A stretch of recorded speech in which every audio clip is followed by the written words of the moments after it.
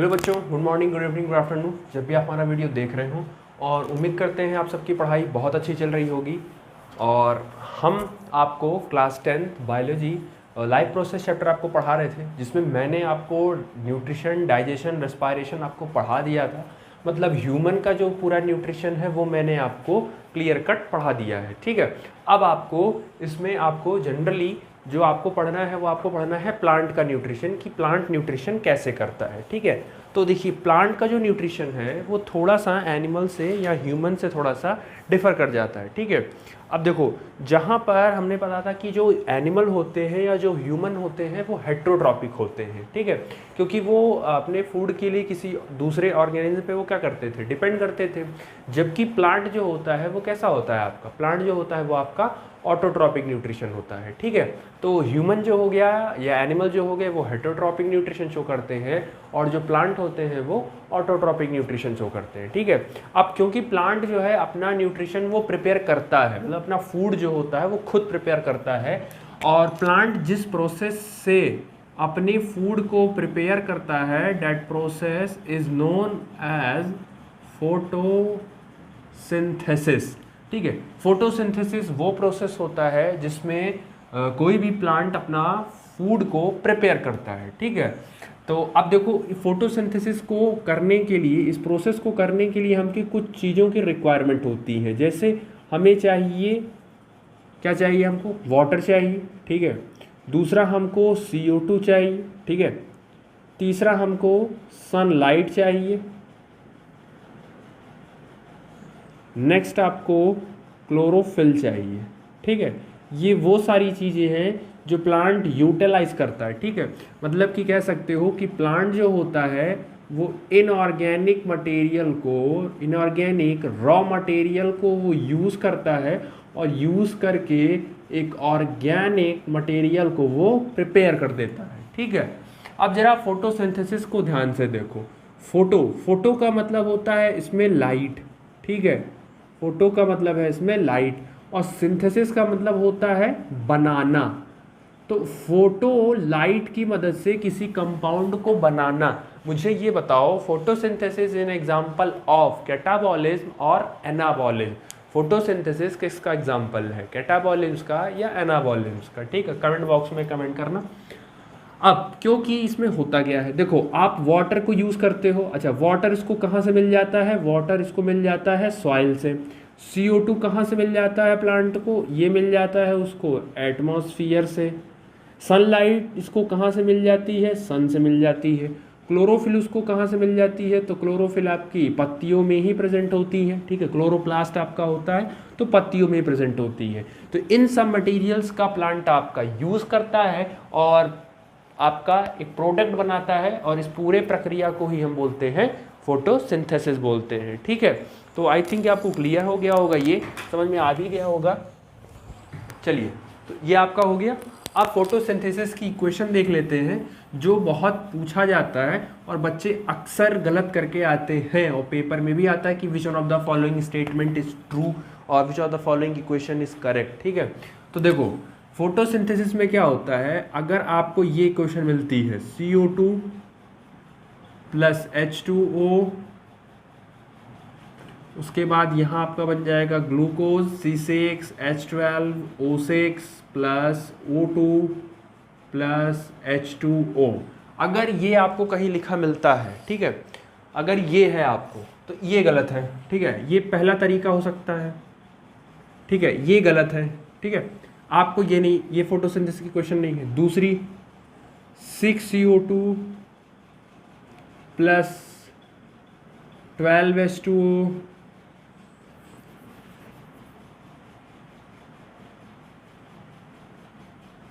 फिर से आपका ग्लूकोज बनता है अगर C6H12O6 plus 6O2 plus 6H2O, अगर ये बनता है, ठीक है, तो ये भी गलत है आपका।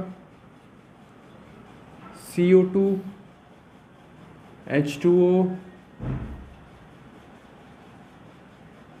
सनलाइट C6H12O6 प्लस 6O2, और यहाँ पर आपका 6H2O। ठीक है, तो ये भी आपका गलत है। 6CO2 12H2O sunlight chlorophyll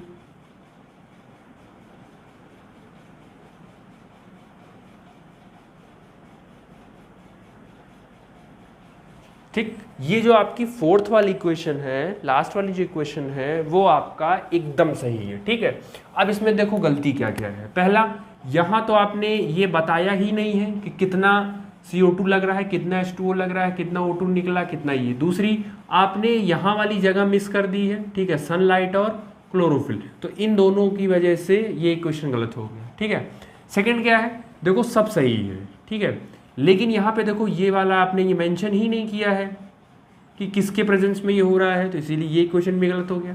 third, आपने देखो यहाँ CO2 बैलेंस नहीं किया, प्लस यहाँ आपका क्लोरोफिल गायब है। ठीक है, प्लस यहाँ आपका H2O गायब है, तो यहाँ आपने मिस किया।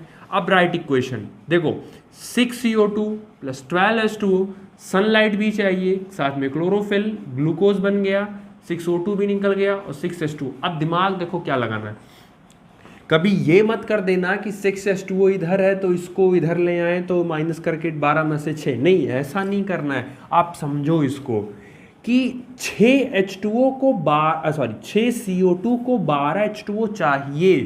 ठीक है, मतलब अगर आपको 6CO2 लग रहा है तो उसके बदले आपको 12H2O भी लगेगा, मतलब एक CO2 2 H2O को गेन कर रहा है।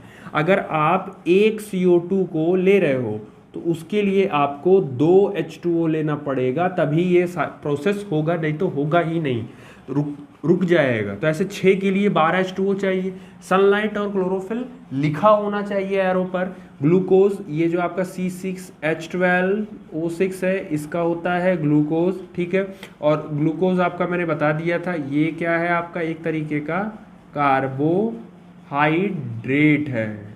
ठीक है, बाकी O2 और ये आपका वाटर हो गया। ठीक है, तो ये दिमाग में रखना, ये वाली जो इक्वेशन है, ये वाली ही इक्वेशन एकदम सही है। ठीक है, बाकी मैंने बता दिया कि गलती कहाँ होती है, क्वेश्चन आपसे पूछा जाएगा। एकदम सही वाली, जब भी आपसे कोई पूछे ना कि फोटोसिंथेसिस की क्वेश्चन क्या है, तो आप यही बोलो, 6CO2 + 12H2O, एरो पर सनलाइट, क्लोरोफिल, C6H12O6 + 6O2 और 6H2O। ठीक है, तो यही आपको बोलना ही है। आपको अगर याद होगा तो बाकियों में आप कमियां निकाल ले जाओगे। ठीक है, चलिए तो थोड़ा सा हम पहले पढ़ लेते हैं। यहाँ पे आपको थोड़ा सा मैं पढ़ा देता हूँ। पहले देखो, पहली हेडिंग है आपकी nutrition in plant. In plant they also require food और प्रिपेयर फूड। ठीक है, green plants are autotrophic and synthesise their own food by the process of photosynthesis. जैसा कि मैंने बताया कि ग्रीन प्लांट जो होते हैं वो सारे के सारे ऑटोट्रॉपिक होते हैं और वो अपना फूड स्वयं बना सकते हैं। ठीक है, the plant use the energy of sunlight to prepare food. जैसे ये जो आपका ग्लूकोज है ना, यही ग्लूकोज आपका प्लांट का फूड होता है। Glucose is the food of plant, यही प्लांट का फूड होता है। The plant use the energy of sunlight to prepare food. ठीक है, from carbon dioxide, water in the presence of chlorophyll, मैंने बता दिया। ठीक है, chlorophyll is present in the green colour bodies called chloroplast. Chlorophyll जो होता है वो एक ग्रीन कलर की बॉडी होती है, लीफ के पत्तियों में एक ग्रीन कलर की बॉडी होती है जिसको हम क्लोरोप्लास्ट बोलते हैं, और उसी क्लोरोप्लास्ट में आपका क्लोरोफिल प्रेजेंट होता है और वो क्लोरोफिल ही फोटोसिंथेसिस को कराने में हेल्प करता है। ठीक है, नेक्स्ट है आपका photosynthesis, the process by which green plants make their own food like glucose from inorganic raw materials such as CO2, H2O by using sunlight in the presence of chlorophyll is called photosynthesis। तो मैंने बता दिया कि inorganic material CO2, H2O का use किया जाता है और सनलाइट क्लोरोफिल के प्रेजेंस में आपका ग्लूकोज और O2 और वाटर बना दिया जाता है। ठीक है, तो ये बातें चीज़ें आप ध्यान रखिएगा। अब इसमें क्योंकि आप अगर पढ़े हो तो अच्छी बात है, बाकी अगर आप नहीं पढ़े हो तो एक बार आप केमिस्ट्री का first chapter chemical reaction and equation पढ़ लीजिएगा। वहाँ पर आपका एक टॉपिक है रिडक्शन एंड ऑक्सीडेशन, या ऑक्सीडेशन एंड रिडक्शन रिएक्शन आपके पास एक टॉपिक है। ठीक है, तो आप थोड़ा सा इसमें देख लो। देखो, ऑक्सीडेशन रिएक्शन होता क्या है? ऑक्सीडेशन रिएक्शन का मतलब होता है जिसमें ऑक्सीजन ऐड हो रहा होता हो या हाइड्रोजन निकल रहा होता हो, उसको हम ऑक्सीडेशन रिएक्शन बोलते हैं। ठीक है, क्या क्या होता है मैंने बताया, अगर आपको ऑक्सीडेशन रिएक्शन पूछेगा तो आप क्या बताओगे, देखो ऑक्सीजन आपका ऐड होगा या हाइड्रोजन आपका रिमूव होगा, दोनों में से अगर कोई एक भी घटना हो रही है तो वो ऑक्सीडेशन होगा। सेम इसका दूसरा भाई आपका होता है रिडक्शन रिएक्शन। इसमें क्या होता है, इसमें देखो उल्टा होता है, इसमें हाइड्रोजन ऐड करेगा और ऑक्सीजन को इसमें वो रिमूव करेगा। ठीक है, तो हाइड्रोजन ऐड होगा और ऑक्सीजन रिमूव होगा। ठीक है, अब देखो जरा ध्यान से देखना, CO2 रिएक्शन के पहले कार्बन और ऑक्सीजन था, लेकिन जरा ध्यान से देखो ये कार्बन वाला कंपाउंड यही तो है, तो रिएक्शंस के पहले कार्बन ऑक्सीजन तो था ही, लेकिन बीच में हाइड्रोजन आया कि नहीं आया, तो कार्बन और ऑक्सीजन पहले से प्रेजेंट थे लेकिन हाइड्रोजन बाद में आया, मतलब ऐड हुआ, और एडिशन ऑफ हाइड्रोजन क्या होता है, रिडक्शन होता है। ठीक है, बहुत ज़्यादा डिटेल अगर ऑक्सीडेशन रिडक्शन समझना हो तो केमिकल रिएक्शन इक्वेशन उसका वीडियो पढ़ा है, आप एक बार जहाँ पे जाके चेक कर लीजिएगा। ठीक है, बाकी मैंने जो था बेसिक मैंने बता दिया। अब जरा दूसरा देखो, ये देखो H2O में H और O दोनों है, लेकिन यहाँ पर जो O प्रेजेंट होता है यहाँ पर सिर्फ ऑक्सीजन है, हाइड्रोजन तो निकल गया, और रिमूवल ऑफ हाइड्रोजन को ही हम क्या बोलते हैं, ऑक्सीडेशन बोलते हैं। अब देखो इसमें थोड़ा सा आपको कन्फ्यूजन होगी, मैं समझ रहा हूं, बट आपको अभी 10th क्लास में याद रखो, 11th क्लास में आपको फिर से फोटोसिंथेसिस मिलेगा और वहां डिटेल बताया जाएगा। अभी बस आप इतना याद रखो कि ये जो प्लांट फोटोसिंथेसिस में ये जो ऑक्सीजन निकलता है ना, ये ऑक्सीजन पानी का ऑक्सीजन होता है, ना कि कार्बन डाइऑक्साइड का होता है। तो पानी में से ऑक्सीजन ही निकलता है, वही O2 प्लांट बाहर निकालता है और उसी को हम गेन कर लेते हैं। ठीक है, ये पानी सेम नहीं है, वो अलग अलग है। बस आप दिमाग में रखो, कार्बन डाइऑक्साइड का रिडक्शन होता है और वो कन्वर्ट हो जाता है ग्लूकोज में, और वाटर का ऑक्सीडेशन हो जाता है और वो कन्वर्ट हो जाता है O2 में। ठीक है, अब आप ऐसे भी दूसरे शब्द बोल सकते हो कि कार्बन का रिडक्शन हुआ, या आप ऐसे बोल सकते हो कि कार्बन डाइऑक्साइड रिड्यूस कर गया किसमें, ग्लूकोज में, और कार्बन और वाटर के लिए आप बोल सकते हो कि वाटर जो है वो आपका ऑक्सीडाइज कर गया किसमें, ऑक्सीजन में। ठीक है, देखो जिस भी किसी रिएक्शन में ऑक्सीडेशन रिडक्शन एक साथ होता है, देखो ये एक ही रिएक्शन है, इसी रिएक्शन में रिडक्शन भी हो रहा है और इसी रिएक्शन में ऑक्सीडेशन भी हो रहा है, तो रिडक्शन से उठा लो रेड, ऑक्सीडेशन से उठा लो ऑक्स, और दोनों को कर दो आपस में कंबाइन, तो ये हो जाएगा रेड ऑक्स रिएक्शन। तो यानी कि photosynthesis is an example of redox reaction. क्यों? क्योंकि उसमें रिडक्शन भी हो रहा है और उसमें ऑक्सीडेशन भी हो रहा है। ठीक है, तो आई थिंक ये चीज़ें क्लियर हो गई होंगी आपको अच्छे से। ठीक है, चल तो फिर नीचे देखो इक्वेशन दिया है आपको, photosynthesis is a type of redox reaction, मैंने क्लियर कर दिया। Photosynthesis is a type of endothermic reaction. ठीक है, एंडोथर्मिक क्या होता है, ऐसे रिएक्शन जिसमें हीट लगती हो। ठीक है, जैसे आप खाना बनाते हो तो उसमें हीट देनी पड़ती है, तो वो एंडोथर्मिक हो गए। अगर किसी भी चीज़ से एनर्जी निकल रही हो, जैसे आप किसी चीज़ को पेपर को जलाओगे तो उससे एनर्जी बाहर निकलेगी, हीटर जलाओगे तो एनर्जी बाहर निकलेगी। तो किसी भी रिएक्शन से अगर एनर्जी बाहर निकलती है तो उसको एक्सोथर्मिक बोलते हैं, और किसी भी रिएक्शन में अगर हीट गेन हो रहा है तो उसको हम एंडोथर्मिक बोलते हैं। ठीक है, तो देखो फोटोसिंथेसिस में सनलाइट लग रही है ना, गेन हो रही है, तभी खाना बन रहा है, तो इसीलिए respiration is an endothermic process. ठीक है, अब उसके बाद देखो कुछ पॉइंट्स है जो मैंने बता दिया बट मैंने लिख लिया है।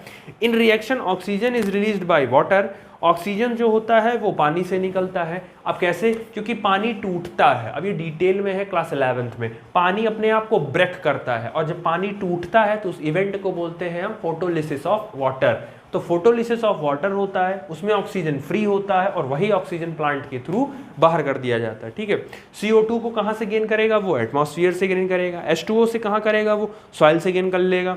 सनलाइट जो उसको सन से मिल जाएंगी। Chlorophyll body is called chloroplast. एक ग्रीन कलर की बॉडी होती है जिसको हम क्लोरोप्लास्ट बोलते हैं, जो क्या करता है, सनलाइट को ट्रैप करने का काम करता है। ठीक है, तो क्लोरोफिल का काम ही यही होता है कि इसे पूछा जाता है क्लोरोफिल क्लोरोफिल रट तो लिया क्लोरोफिल, लेकिन उसका काम क्या होता है, तो क्लोरोफिल का काम होता है कि वो सनलाइट को क्या कर लेता है, एब्जॉर्ब और ट्रैप कर लेता है। फिर वही जो ट्रैप की हुई एनर्जी होती है वो फोटोसिंथेसिस और खाना बनाने में यूज किया जाता है। ठीक है, कंडीशन नेसेसरी फॉर फोटोसिंथेसिस, अगर आपको फोटोसिंथेसिस करानी हो तो आपको कम से कम आपको सनलाइट तो चाहिए, क्लोरोफिल चाहिए, CO2 चाहिए और H2O चाहिए। तो ये सारी चीज़ें आपको चाहिए ही चाहिए। ठीक, चलिए अब है स्टेप्स ऑफ फोटोसिंथेसिस, कि फोटोसिंथेसिस कितने स्टेप्स में होते हैं और कौन कौन से इवेंट इसमें कराए जाते हैं। ठीक है, हालांकि इतना डिटेल नहीं है क्लास 10th में, बट फिर भी मैं आपको बता दे रहा हूँ थोड़ा सा एक्स्ट्रा नॉलेज के लिए। ठीक है, देखो सबसे पहले क्या है आपका, सबसे पहला स्टेप है एब्जॉर्प्शन ऑफ सनलाइट। सबसे पहले आप सनलाइट को क्या करोगे भाई, कोई भी प्लांट होगा तो वो प्लांट पहले सनलाइट को क्या करेगा, एब्जॉर्ब करेगा बाई क्लोरोफिल, क्योंकि जब सनलाइट गिरेगी तो क्लोरोफिल का काम होता है ट्रैपिंग ऑफ सनलाइट, तो सनलाइट को क्लोरोफिल के द्वारा ट्रैप कर लिया जाएगा।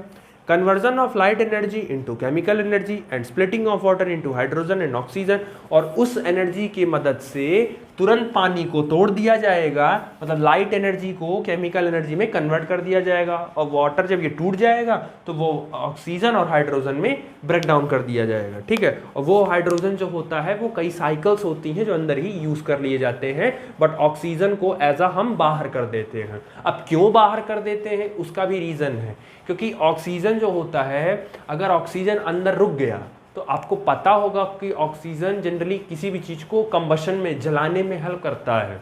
अगर ऑक्सीजन अंदर रह गया तो क्लोरोफिल को वो बेकार कर देगा। ठीक है, ये एक 11th की चीज, कॉम्पिटिटिव की चीज़ें हैं, थोड़ा सा जहाँ लिख लो कहीं में नोट स्टार बना के। ऑक्सीजन क्यों निकलता है, ऑक्सीजन भी स्टोर हो जाना चाहिए। ऑक्सीजन इसलिए बाहर निकलता है ताकि क्लोरोफिल ना खराब हो। ठीक है, तो देखो जो सबसे पहला जो इसका स्टेप है फोटोसिंथेसिस में, जो स्टेप नंबर 1 होता है, आपको वाटर दिया जाता है, वो वाटर आपका सनलाइट के प्रेजेंस में ये टूट जाता है H2O और O2 में, तो यहाँ कर लेते हैं हम 2 और ये हो जाएगा आपका 2। ठीक है, तो सबसे पहले ये देखो टूट गया सनलाइट के प्रेजेंस में, और इस इवेंट को हम बोलते हैं photolysis of water. Photolysis of water हम बोलते हैं इसी इवेंट को। ठीक, अब ये हाइड्रोजन क्या हो जाता है, ये फोटोसिंथेसिस के बीच में ही क्या कर दिया जाता है, यूज कर दिया जाता है, लेकिन ये जो O2 है ये फोटोसिंथेसिस के दौरान रिमूव कर दिया जाता है। अब क्यों रिमूव कर दिया जाता है, देखो अगर इसको आप रिमूव नहीं करोगे तो ये क्या कर देगा, डिस्ट्रॉय द क्लोरोफिल पिगमेंट। अब देखो ये भी चीज़ें 10th में नहीं है, बट मैंने एक्स्ट्रा आपको बता दिया कि O2 ही क्यों निकलता है। O2 इसीलिए निकलता है क्योंकि वो अगर नहीं निकलेगा तो वो क्लोरोफिल पिगमेंट को डिस्ट्रॉय कर देगा, और जिसकी वजह से फोटोसिंथेसिस प्रोसेस हो ही नहीं पाएगा। ठीक है, तो ऑक्सीजन को निकलना तय ही होता है।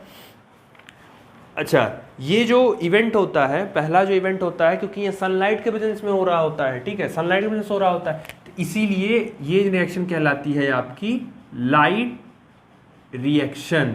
ठीक है, ऐसे समझो फोटोसिंथेसिस 2 स्टेप में करवाई जाती है। ठीक है, फोटोसिंथेसिस 2 स्टेप में होती है।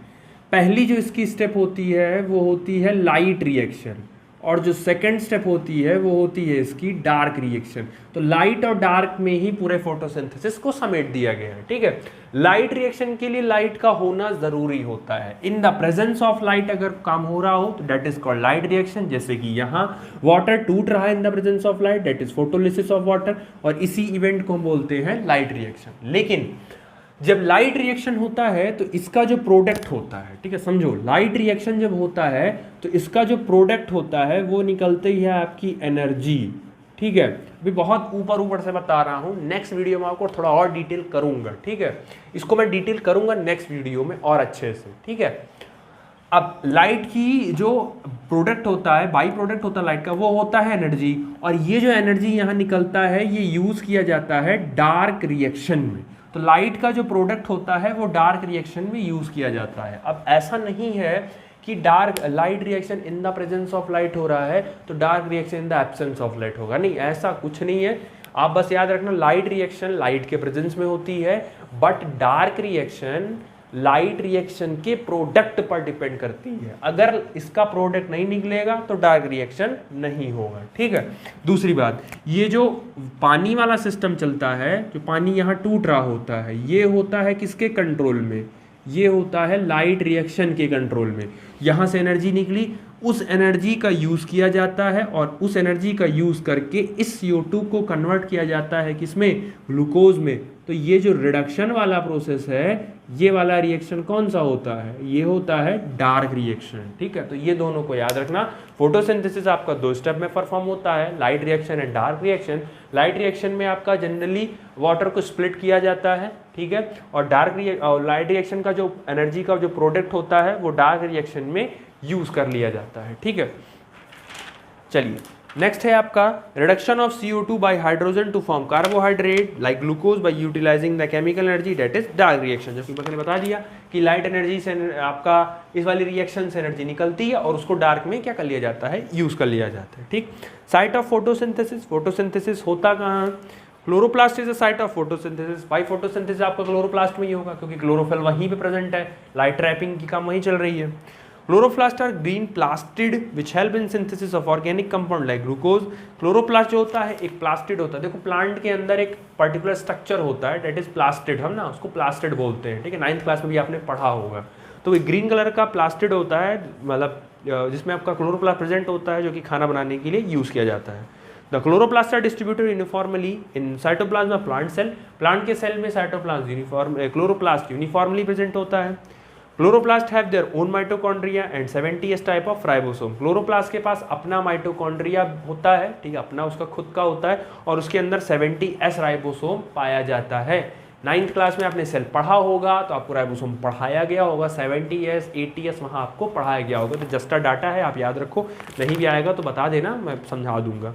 Chloroplast is also known as semi autonomous cell organelle. Chloroplast को हम सेमी ऑटोनोमस सेल ऑर्गेनेल भी बोलते हैं क्योंकि क्लोरोप्लास्ट के पास अपना माइटोकॉन्ड्रिया होता है, ठीक है। Chloroplast have their own circular DNA। अच्छा, यही दोनों रीजन है, एक तो क्लोरोप्लास्ट के पास अपना माइटोकॉन्ड्रिया है और दूसरा क्लोरोप्लास्ट के पास अपना सर्कुलर DNA है। तो DNA और माइटोकॉन्ड्रिया दोनों चीजें उसके पास हैं, तो इसीलिए वो आधा सेमी ऑटोनॉमस होता है, ठीक है। मतलब मेन जो 2 चीजें वो तुम्हारे पास हैं, तो कुछ चीजें तुम्हारे पास ही है, तो कम से कम इन 2 के लिए तो हम डिपेंड नहीं होंगे ना। तो इसीलिए क्लोरोप्लास्ट आपका सेमी ऑटोनॉमस सेल ऑर्गेनेल होता है, ठीक है। चलो अब देखो, आपको चार्ट दिख रहा होगा प्लास्टिड के बारे में। देखो प्लास्टिड जो होता है वो सिर्फ और सिर्फ आपको प्लांट सेल में ही मिलेगा, एनिमल सेल में नहीं मिलता है ये, ठीक है, रटे रहो। प्लास्टिड सिर्फ प्लांट सेल में ही मिलता है, एनिमल में नहीं मिलता है। 3 तरीके का होता है ये, ल्यूकोप्लास्ट, क्लोरोप्लास्ट, क्रोमोप्लास्ट। ल्यूकोप्लास्ट आपका कलरलेस होता है, क्लोरोप्लास्ट आपका ग्रीन कलर का होता है और क्रोमोप्लास्ट ग्रीन को छोड़ के बाकी जो भी सारे कलर होते हैं वो आपके सारे के सारे क्रोमोप्लास्ट ही होते हैं, ठीक है। तो आई थिंक ये आपको क्लियर हो गया होगा तीनों के बारे में, ठीक। चलिए अब ल्यूकोप्लास्ट देखो 3 तरीके हैं, एमाइलोप्लास्ट जो कि कार्बोहाइड्रेट स्टोर करता है, एल्यूरोप्लास्ट जो कि प्रोटीन स्टोर करता है और इलियोप्लास्ट जो कि ऑयल और लिपिड यूज करता है। अब इलियोप्लास्ट जैसे आपका सरसों का बीज हो गया, ठीक है, जो सरसों होता है वो आपका इलियोप्लास्ट होता है क्योंकि देखो उसके बीज के अंदर तेल स्टोर होता है। एल्यूरोप्लास्ट प्रोटीन स्टोर, जैसे भुट्टा हो गया, जो भुट्टा आप खाते हो वो एल्यूरोप्लास्ट होता है, उसमें प्रोटीन स्टोर रहता है। एमाइलोप्लास्ट जैसे आपका आलू हो गया, चावल हो गया, तो वो आपका सब एमाइलोप्लास्ट होता है, ठीक है। Pigment present inside chloroplast. Chloroplast के अंदर आपके पास कुछ पिगमेंट्स होते हैं, जैसे क्लोरोप्लास्ट के अंदर आपके क्लोरोफिल A होता है और क्लोरोफिल B होता है। डाटा है, जस्ट आपको बस अभी याद करना है, कोई क्वेश्चन नहीं फंसेंगे इनसे, बस आप सिर्फ याद करते जाइए इन सारी चीज़ों को, ठीक है। कि क्लोरोप्लास्ट के अंदर 3 पिगमेंट होते हैं, एक तो क्लोरोफिल A B दोनों होते हैं, मतलब क्लोरोफिल A भी होता है, क्लोरोफिल B भी होता है। क्लोरोफिल A का जो कलर होता है वो ब्लू ग्रीन होता है, नीला हरा होता है, और क्लोरोफिल B का जो होता है वो येलो ग्रीन होता है, डेट इज पीला हरा होता है। दूसरा पिगमेंट हो गया आपका कैरोटीन और थर्ड पिगमेंट हो गया आपका ज़ैंथोफिल। कैरोटीन और ज़ैंथोफिल आपका ज़्यादा नहीं प्रेजेंट होता है, कम अमाउंट में ही होता है, बट क्लोरोफिल A ये बहुत इंपॉर्टेंट पिगमेंट है, ये एक ऐसा पिगमेंट है और ज़्यादा मात्रा में भी होता है, ठीक है। मतलब किसी भी प्लांट को अगर फोटोसिंथेसिस करना हो ना तो क्लोरोफिल A का तो ज़्यादा होना ज़रूरी है, ठीक। प्लांट में देखो, plant part stem, leaf, root. देखो स्टेम और लीफ में तो फोटोसिंथेसिस होती है, बट रूट में कोई चांस ही नहीं है। कॉमन सेंस है भाई, रूट में सनलाइट पहुंच ही नहीं पाएगी, तो अगर रूट में सनलाइट नहीं पहुंचती है तो फोटोसिंथेसिस होने का कोई चांस नहीं है। तो आपसे क्वेश्चन फ्रेमिंग की जा सकती है कि which one of the following part does not perform photosynthesis. कौन सा पार्ट प्लांट का फोटोसिंथेसिस नहीं परफॉर्म कर सकता है। रूट ऐसा पार्ट है जो फोटोसिंथेसिस नहीं कर सकता है। क्यों नहीं कर सकता?